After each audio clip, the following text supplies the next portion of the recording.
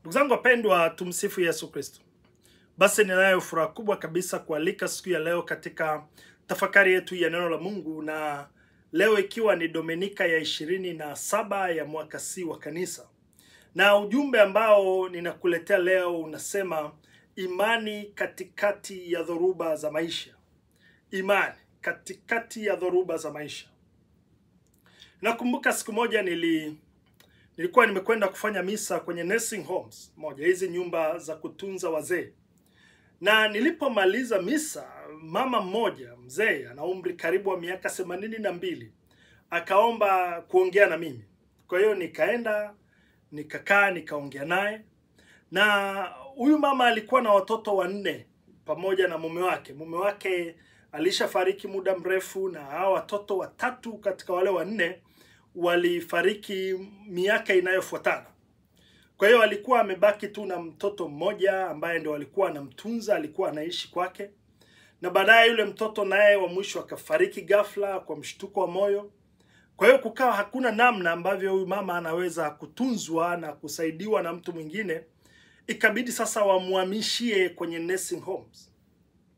Kwa hiyo nilipokutana naye hiyo siku, alikuwa kama na wiki 2 ndio amefika tu kwenye hiyo nursing homes. Kwenye hiyo nursing home anajitahidi kuadjust na maisha na mazingira.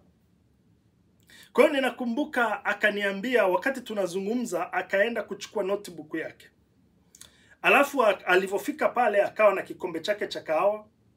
Akaniambia, "Father, unajua hii notebook ni ya nini?" Nikamwambia kwa kweli sifahamu ni ya nini. Akaniambia, "Kwenye hii notebook nimeandika maswali ambayo ninataka nikamuulize Mungu uso kwa uso. Uso kwa uso." Akasema kuna mambo mengi yametokea kwenye maisha yangu ambayo kwa kweli yameniachia maswali mengi zaidi kuliko majibu. Na sasa ninaandika maswali haya. Maisha yangu haya mambo yaliyotokea kwenye maisha yangu yamenifanya nihuzunike sana. Mengine yamenifanya niumie sana. Mengine yamenifanya nilie sana. Akasema mengine yamenifanya nimkasirikie Mungu sana. Kwamba kwa nini Mungu anakubali haya yote yatokee kwenye maisha yangu? Ana maana gani kuruhusu haya mambo yote yatokee kwenye maisha yangu? Kwa hiyo wakati anaongea namna hiyo, ghafla akaanza kulia. Na mimi nikakaa kimya, nikamwacha akaendelea kulia. Alipomaliza kukatokea kipindi cha ukimya, alafu akaendelea kuongea. Akasema, "Kwa hiyo nina maswali ambayo Mungu anapaswa kunijibu." Lakini akanigusa, akasema sentence nyingine. Akasema, "But no matter what, I will keep trusting him." Kwamba pamoja na haya yote yaliyotokea, pamoja na yote yaliyoniumiza, lakini bado ninaendelea kumwamini. Bado ninamwamini, bado ninamtumaini Mungu. Bado ninampenda, pamoja na haya yote bado ninampenda. Unajua ndugu zangu, niliwaza sana. Niliwaza sana kwamba ni ajabu, na ni kwa mara ya kwanza kwa kweli ninakutana na mtu ambaye anatunza kwenye notebook yake maswali ambayo atakwenda kumuuliza Mungu. Lakini nilipotafakari hayo aliyokutana nayo huyu mama, nilijaribu kuangalia na mimi kwenye maisha yangu mambo ambayo nimekutana nayo magumu, nimekutana nayo kwenye maisha yangu. Nikagundua hata mimi nina mambo ambayo kwa kweli ningetamani kwenda kumuuliza Mungu tukikutana. Ila tofauti ya mimi na huyu bibi ni kwamba huyu bibi ya kwake yote ameandika kwenye notebook. Lakini mimi sijaandika kwenye notebook. Kwa hiyo katika maelezo ya huyu bibi, jambo moja ambalo lilinigusa sana ni pale aliposema kwamba pamoja na haya yote, pamoja na kumkasirikia Mungu, pamoja na kuumia sana, pamoja na kwamba nimehuzunika sana, kuna mengine yamenihuzunisha sana, lakini sitaacha kumtumainia Mungu. Pamoja na hayo yote sitaacha kumwamini Mungu. Hili lilinigusa sana ndugu zangu. hili lilinigusa sana sana sana. Unajua, inawezekana unaponisikiliza sasa hivi au unaposikiliza ujumbe huu, inawezekana kabisa kuna mambo yametokea kwenye maisha yako. Inawezekana kuna mambo yametokea labda hata kwa ndugu yako. Inawezekana kuna mambo yametokea kwa rafiki yako, labda yametokea kwenye familia yako. Huelewi kabisa kwa nini iwe hivyo, huelewi. Yametokea. Huelewi kabisa kwa nini yatokee. Kwa nini yalitokea? Huelewi kwa nini yalitokea. Huna majibu, ukitafuta majibu huna. Inawezekana umekutana na mafuriko ya matatizo. Au inawezekana umekutana na dhoruba mbalimbali kwenye maisha. Inawezekana hata ulipotafuta msaada kwa Mungu, wakati unaomba unatafuta msaada kwa Mungu, ni kama vile Mungu aliamua kukaa kimya. Ni kama vile Mungu alikuwa hajigusi. Umesali na kusali, lakini unaona kila kitu ni kimya. Hakuna kinachosogea. Inawezekana badala ya kupata nafuu, ndio hali inazidi kuwa mbaya zaidi. Inawezekana hata baadhi yetu tumefika mahali tukajiuliza maswali. Hivi itakuwa hivi mpaka lini? Itakuwa hivi mpaka lini? Kwa nini ni mimi tu? Kwa nini ni mimi tu? Au kwa nini ni familia yangu tu? Kwa nini ni sisi tu tunakutana na haya mambo? Au kama ni mzazi unajiuliza, kwa nini ni watoto wangu tu? Kwa nini ni watoto wangu tu? Au kwa nini ni mimi tu? Tunajikuta kwenye maswali kama haya. Nitatokaje kwenye janga hili? Tunajiuliza maswali haya. Nitatokaje kwenye hii dhoruba? Ni lini na mimi nitaishi kwa furaha kama watu wengine wanavyoishi kwa furaha? Unajiuliza, ni lini na mimi nitaishi kwa amani kama watu wengine wanavyoishi kwa amani? Unajiuliza, ni lini na mimi nitatulia? Kwa sababu ni kama kila siku kuna bandika bandua ya matatizo. Bandika bandua ya matatizo. Ndugu zangu, masomo yetu ya leo yanatugusa sisi sote. Somo la kwanza kutoka kwenye kitabu cha nabii Habakuki. Somo la kwanza. Habakuki alikutana na hali kama hiyo. Habakuki aliandika unabii takriban, alitoa unabii takriban miaka 610 mpaka 605 kabla ya Kristo. Na huu ulikuwa ni wakati wa utawala wa mwisho kabisa wa kifalme wa Yuda, kabla ya kuangamizwa kwa mji wa Yerusalemu na Babeli, ule mwaka 586 kabla ya Kristo. Na huu, ndugu zangu, ulikuwa ni wakati wa machafuko makubwa. Machafuko ya kimaadili, machafuko ya kisiasa, machafuko ya kiroho. Huu ulikuwa ni wakati ambao taifa la Yuda lilikuwa limetoka kwenye kipindi cha utawala mzuri sana wa mfalme Yosia, ambaye alifanya mageuzi makubwa sana kwenye taifa la Yuda. Katika utawala wake alijali watu wote. Katika utawala wake maisha ya watu yalisitawi. Alijali watu wote bila kubagua. Wewe nenda kasome Wafalme wa Pili, utaona ile sura ya 22 na 23. Utaona vizuri. Baada ya mfalme Yosia kufariki, mtoto wake Yehoyakimu ndiye alirithi kile kiti cha ufalme. Na huyu alikuwa tofauti kabisa na baba yake. Utawala wake ulikuwa tofauti kabisa na baba yake. Mfalme huyu Yehoyakimu, yeye alikuwa ni mfalme mwovu. Alipenda uovu sana. Alipendelea rushwa, alipendelea dhuluma. Na huyu mfalme aliingia hata kwenye ibada za miungu. Akaanza kuabudu miungu ya uongo. Kipindi cha utawala wake ulijaa unyonyaji. Watu walionewa, kulikuwa na uonevu wa hali ya juu. Hasa watu wema na wenye haki waliteswa sana. Lakini watu waovu walishamiri sana. Kwa hiyo uovu ulishamiri, ulikuwa unashamiri kila siku. Lakini watu waovu walipata shida sana. Watu wema walipata majanga kila siku, walikutana na majanga. Ila wale waliokuwa wanatenda maovu, hakuna aliyekuwa anawagusa. Waliishi kwa furaha tu. Kwa hiyo ndani ya Yuda kwenye kipindi hiki kulikuwa na ukosefu mkubwa wa haki. Rushwa ilijaa kwenye serikali yake. Unyanyasaji wa masikini, watu walipuuza mpaka amri za Mungu. Na mfalme hakusema chochote, kwa sababu na yeye alikuwa anapuuza amri za Mungu na maagizo ya Mungu. Sasa wale waliokuwa wanamcha Mungu walikuwa ni wachache sana. Na walionekana kana kwamba Mungu amewasahau vile, kwa sababu walikuwa wanakutana na mateso makali, alafu ni kama vile Mungu amewasahau. Kabila la Babeli lilikuwa linazidi kuimarika na kuonekana lina nguvu kama tishio kubwa. Ili taifa la Babeli lilikuwa ni adui kwa taifa la Yuda. Kwa hiyo walionekana wa Babeli wana nguvu. Lakini pia kilichokuwa kinaleta maswali mengi ni kwamba hili taifa la Babeli kilikuwa ni kama chombo ambacho Mungu alikitumia dhidi ya Yuda kuadhibu taifa la Yuda. Kwa Habakuki kama mtumishi wa Mungu sasa na nabii, hili jambo lilimsumbua sana. Lilimtesa sana. Kwa sababu kuna watu walikuwa wanamwendea nabii Habakuki, wanamuuliza, hivi nini kinachoendelea?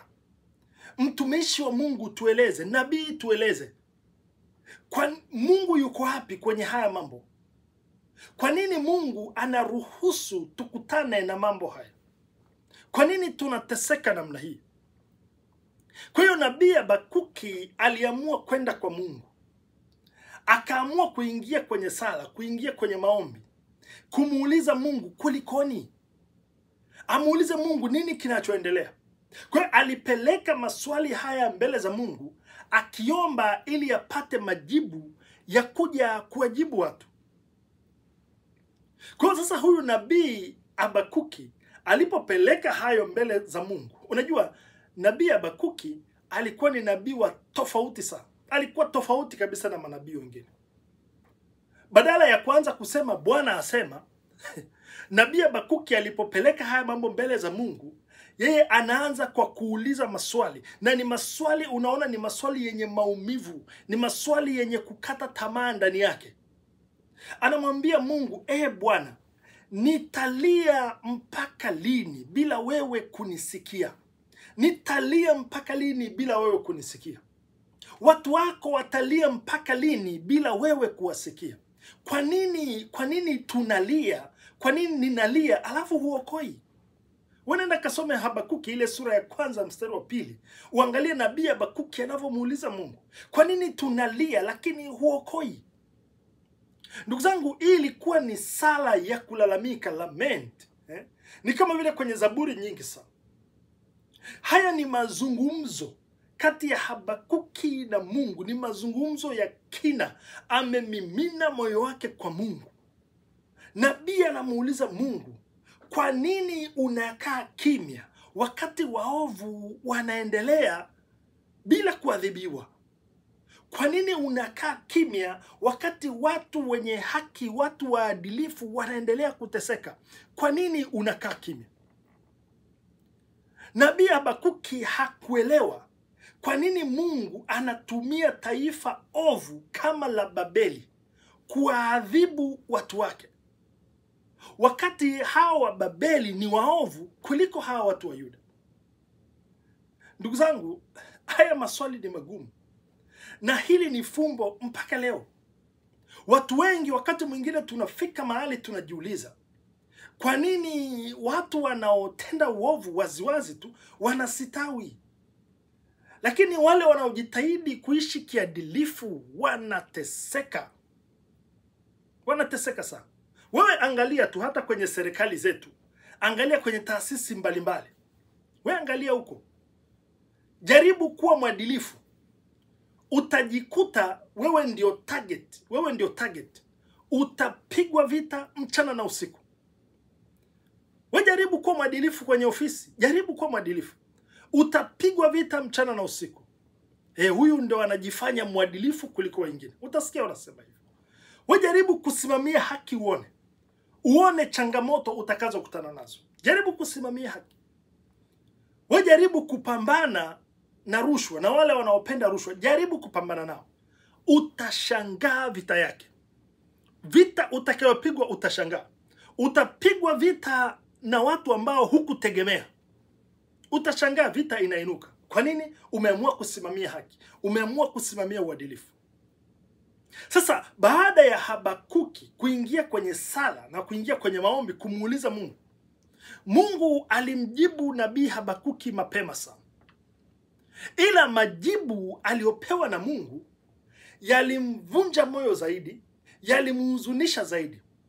Kwa lugha nyingine, nabii Habakuki hakutegemea atapewa majibu aliyopewa na Mungu, hakutegemea. Maana Mungu alimwambia, sikiliza bwana, mimi sio kwamba sioni. Ninaona kila kitu nabii. Ninaona kila kitu. Nina mpango kamili.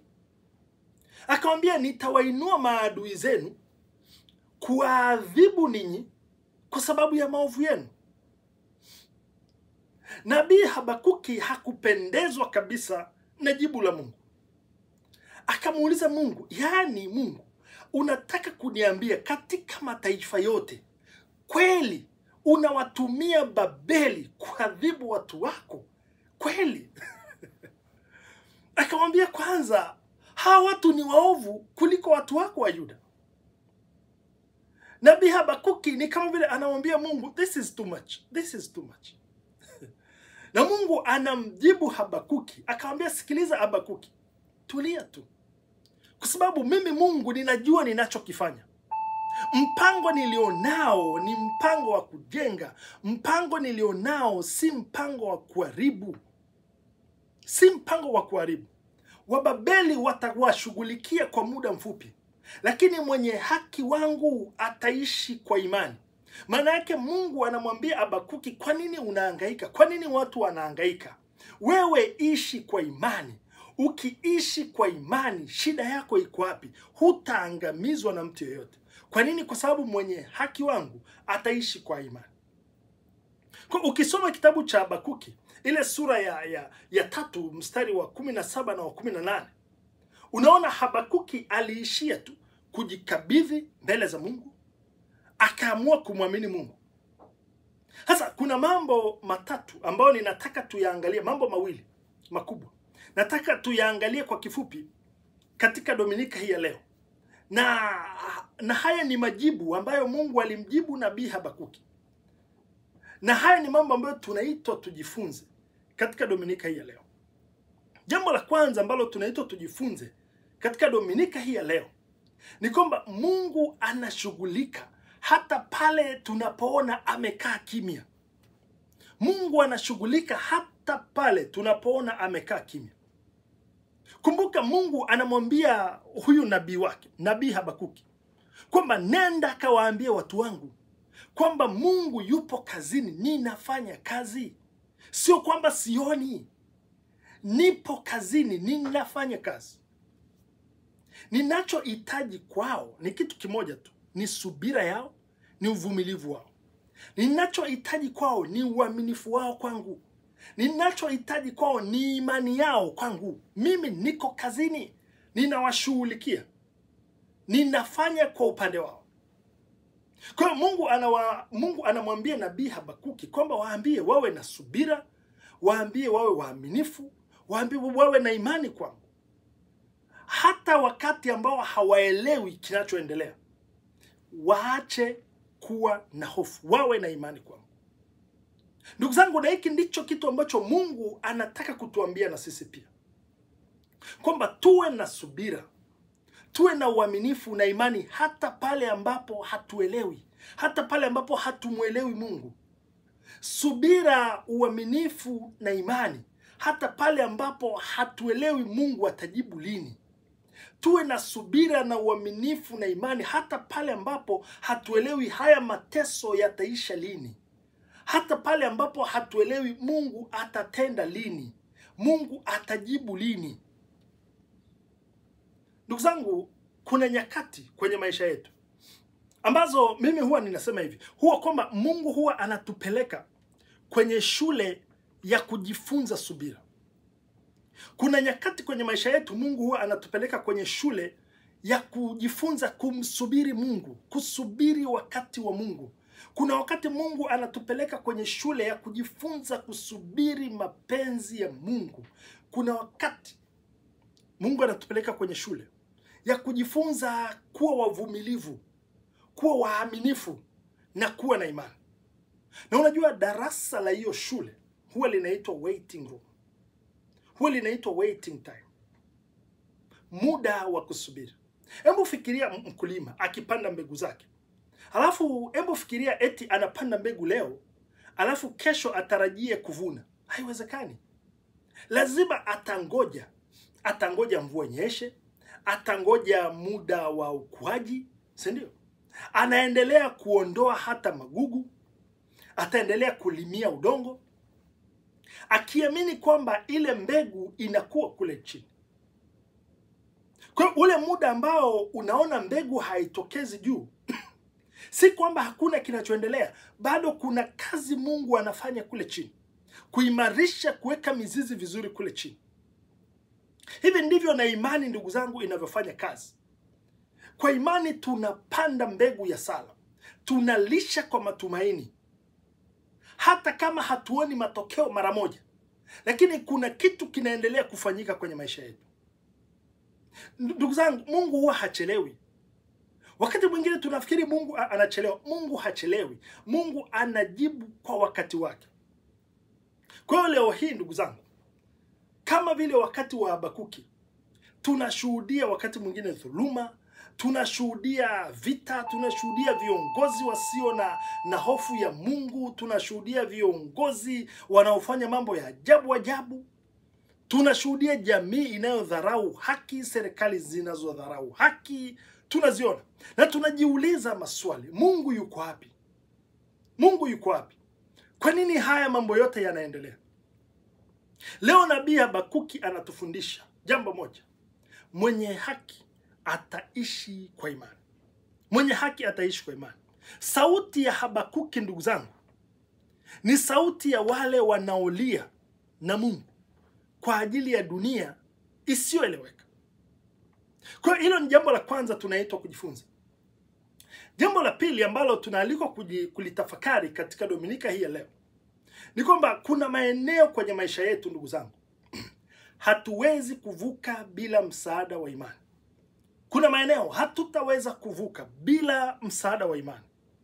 Unajua kilichomsaidia nabii Habakuki kuvuka na kilichomsaidia nabii Habakuki aweze kupata moyo na kuwatia moyo wale watu waliomtuma kuuliza kwa Mungu, kilikuwa ni kitu kimoja tu. Ni kufaulu mtihani aliokuwa nao ambao ni imani. Ni imani tu ndio ilimsaidia kuvuka. Unajua sehemu hii ya injili tuliyoisikia kutoka kwenye injili ya Luka, hii injili ya leo, injili ya Luka sura ya 17 mstari wa 5 mpaka wa 10. Wanafunzi wa Yesu wanamwambia, Bwana, tuongezee imani. Na Yesu anawajibu, anawaambia kwamba imani ndogo tu kama punje ya haradali, imani ndogo kama punje ya haradali inatosha sana. Inaweza kufanya mengi sana. Sasa kwa nini Yesu alifundisha hivyo? Au ni mazingira gani Yesu alikuwa nayo mpaka wanafunzi wakaenda wakamuuliza hili swali? Sehemu hii ya injili ya leo, ndugu zangu, iko katika ile safari ya mwisho ya Yesu ya kuelekea Yerusalemu. Unajua ukisoma injili ya Luka kuanzia ile sura ya 9 mstari wa 51 mpaka ile sura ya 19 mstari wa 28, unaona ni safari ya Yesu anaelekea Yerusalemu. Na katika safari hii Yesu alifundisha juu ya mambo mengi sana. Alifundisha juu ya mambo ya msingi ya muhimu sana. Alifundisha juu ya ufuasi wa kweli. Alifundisha juu ya majukumu ya mitume ni yapi. Alieleza juu ya mateso yanayokuja. Alifundisha juu ya imani, juu ya msamaha. Alifundisha juu ya utumishi. Alifundisha juu ya unyenyekevu. Alifundisha mambo mazito sana. Na ukisoma mistari 4 kabla ya hili somo la injili, sababu somo la injili linaanza ile sura ya 17 kuanzia mstari wa 5. Sasa ukisoma mstari wa kwanza mpaka wa 4, hii mistari 4 ya kwanza, Unaona, Yesu anawaonya wanafunzi wake kutokuleta vikwazo kwa wengine. Anawaonya wanafunzi wake, anawasisitiza kuhusu msamaha, kusamehe kila mara. Anawafundisha kuhusu somo la msamaha. Anawafundisha hata kwamba kumsaidia mtu anayetubu, hata kama akija mara 7 katika siku moja, anasema lazima umsamehe. Sasa mitume waliposikia hayo mafundisho, waliposikia hayo mambo, wakasema haya mambo ni magumu sana. Waliposikia haya mambo ya msamaha, kwamba mtu hata akifanya kosa lile lile akaja mara 10 kwa siku moja umsamehe, wakaona haya mambo ni magumu sana. Wakasema, Bwana, haya mambo hayawezekani. Ndipo wakamwambia Bwana, kwa kweli katika hili tuongezee imani tu. Tuongezee imani tu. Hatuwezi wenyewe. Tuongezee imani. Ndugu zangu, ili halikuwa ombi la kufurahisha kwa mitume. Kilikuwa ni kama vile kilio cha ndani. Wanasema, inawezekanaje? Kwa maeneo mengine wanasema, mitume wanamwambia Yesu, haya mambo ni magumu Bwana. Msamaha, uvumilivu, kutokukwaza watu, tutaishije namna hiyo? Tutawezaje kusamehe kila siku? Tutawezaje kuvumilia kila siku kwenye kila kitu? Si rahisi kuishi na watu bila kukwazana saa nyingine. Wakisema si rahisi, kwa kweli tunahitaji imani ili tuweze kuyatimiza haya. Sasa ninachotaka uone hapa ndugu zangu ni hiki, kwamba mitume walijua wazi wazi kwamba kuna mambo hayawezekani bila msaada wa imani. Mitume walijua wazi wazi kuna maeneo hawataweza kupita bila msaada wa imani. Walijua wazi wazi kuna maeneo hawataweza kuvuka bila msaada wa imani. Sasa kwa nini mimi na wewe tunataka kufanya kila kitu kwa akili zetu bila msaada wa imani? Kwa nini unataka kwenda kwa nguvu zako bila msaada wa imani? Kwa nini unataka kwenda kwa kisingizio kwamba umesoma bila msaada wa imani? Kwa nini unataka kwenda kwa kusema kwamba wewe unafahamika, una channel? Kwa nini hutaki kutegemea msaada wa imani? Ndugu zangu wapendwa, bila imani huwezi kusamehe. Nikwambie tu, bila imani haiwezekani kusamehe. Tunasamehe kwa imani, sio swala la hisia. Unajua, unapomsamehe mtu, kwa lugha nyingine unamwambia hivi kwamba nimeamua kukuamini tena. Unapomsamehe mtu kwa lugha nyingine unamwambia nimeamua kukupa nafasi nyingine. Unapomsamehe mtu kwa lugha nyingine unamwambia nimeamua kukupenda tena. Sasa hiyo inahitaji neema ya imani. Inahitaji neema ya imani. Na ndio maana mitume wanasema haya mambo hayawezekani bila imani.